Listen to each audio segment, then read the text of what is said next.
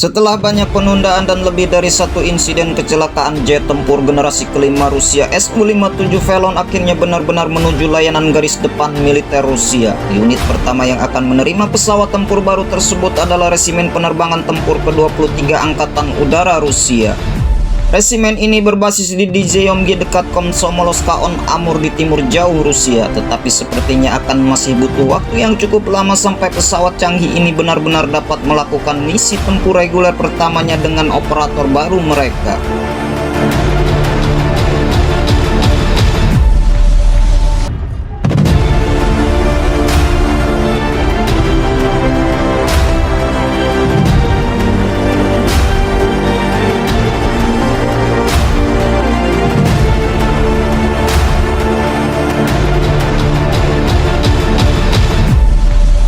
Wakil Komandan Resimen Letnan Kolonel Ilya Sijov kepada media Suporovsky Natik akhir November 2022 lalu mengatakan bahwa pilot unit tersebut saat ini sedang menjalani pelatihan teori tentang Su-57. Pelatihan digelar di pusat konversi awak di daerah Lipetska, Rusia. Sijov lebih jauh menyebutkan pelatihan pilot masih dalam tahap teori. Ini berarti masih akan lama sebelum kelompok pilot pertama itu benar-benar menguasai jet tempur Su-57 Velon sepenuhnya.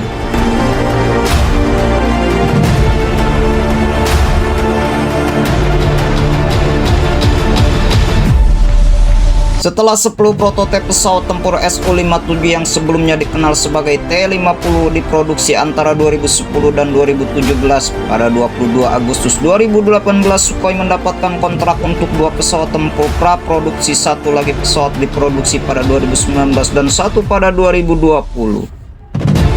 Pesawat produksi pertama jatuh saat penerbangan serah terima pada 24 Desember 2019.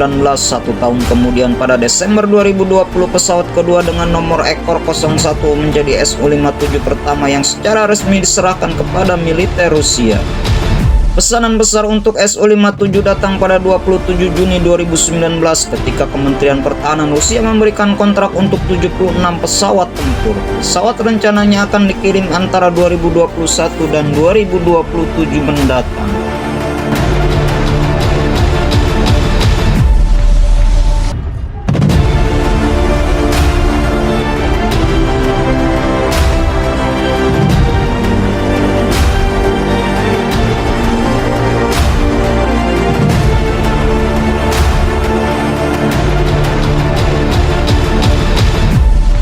Jadwal produksi adalah 4 masing-masing pada 2021 dan 2022. Jumlahnya kemudian meningkat menjadi 7 pada tahun 2023 dan 2024.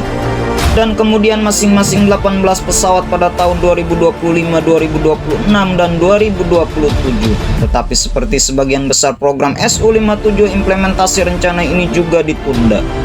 2 pesawat pertama dari produksi 2021 baru dikirim pada bulan Februari tahun 2022 dan 2 pesawat sisanya dikirim pada Mei 2022. Ini berarti militer Rusia saat ini baru memiliki 5 pesawat produksi. 4 pesawat yang direncanakan dikirim pada 2022 kemungkinan baru akan siap pada awal tahun 2023. Di samping seri produksi pesawat prototip juga masih dalam tahap pengembangan. Pada 21 Oktober 2022 Su-57-511 atau T-5011 memulai uji terbang setelah menjalani modernisasi perdananya.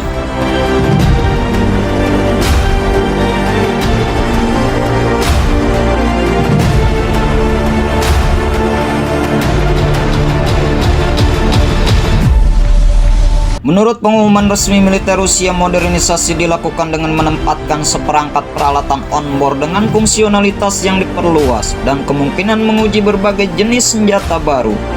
Dari kemungkinan itu juga untuk memasang mesin tahap kedua di pesawat. Secara khusus ini menunjukkan bahwa mesin Izdelie-30 baru untuk Su-57 belum akan dipasang dalam pesawat produksi tersebut.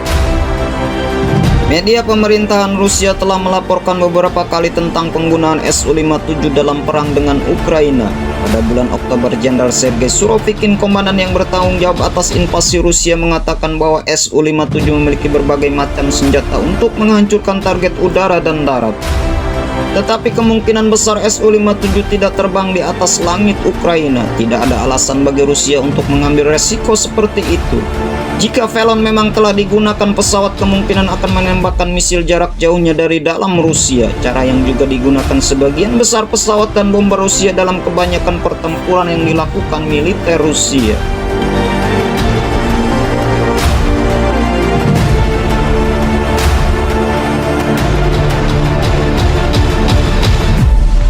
Secara keseluruhan sulit untuk memprediksi apa yang akan terjadi dengan produksi Su-57 dan pengembangan lebih lanjutnya. Sejak invasi Rusia ke Ukraina pada 24 Februari 2022 lalu, Rusia berada dalam situasi politik dan ekonomi yang benar-benar baru.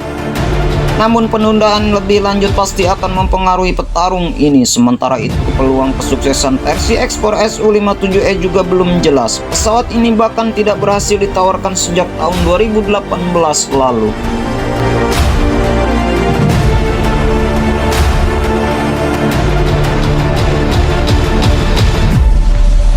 Resimen penerbangan tempur ke-23 yang akan mengoperasikan pertama Velon merupakan unit elit. Resimen tempur ini dibentuk pada Agustus 1939 sebagai resimen penerbangan tempur ke-60 Rusia. Untuk pertama kalinya resimen ini menerbangkan pesawat tempur Su-16, kemudian Yak-9, MiG-15, MiG-17, Yak-25, dan Su-15. Mulai tahun 1985 mereka beralih ke pesawat tempur Su-27. Dan pada tahun 2000 personil dan pesawat Su-27 dari resimen tempur ke-404 di Orlovka dibubarkan dan dimasukkan ke dalam resimen ke-60 di Dzhemyongi. Pada saat yang sama penunjukan unit diubah menjadi resimen penerbangan tempur ke-23 Rusia.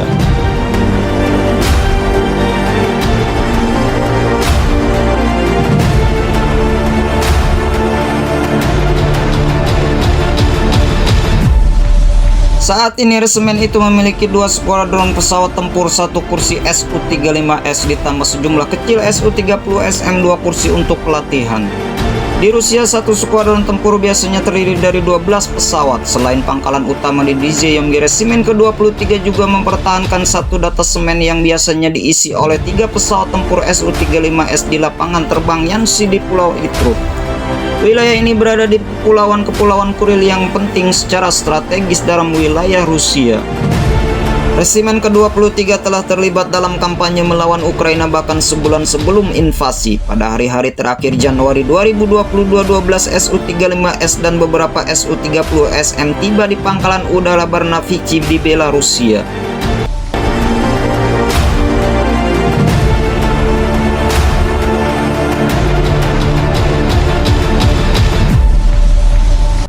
Pesawat tempur Su-35S berasal dari resimen ke-22 dan ke-23 Rusia, sedangkan Su-30SM berasal dari resimen penerbangan tempur independen ke-120 di Domna. Ketiga unit pesawat tempur tersebut milik Angkatan Udara dan Pertahanan Udara ke-11 Rusia yang ditugaskan di timur jauh Rusia. Jet tempur tiba di Belarusia dengan dalih berpartisipasi dalam pelatihan militer bersama dengan Belarusia. Setelah invasi dimulai, jet-jet tempur tersebut kemudian digunakan untuk menyerang target di Ukraina.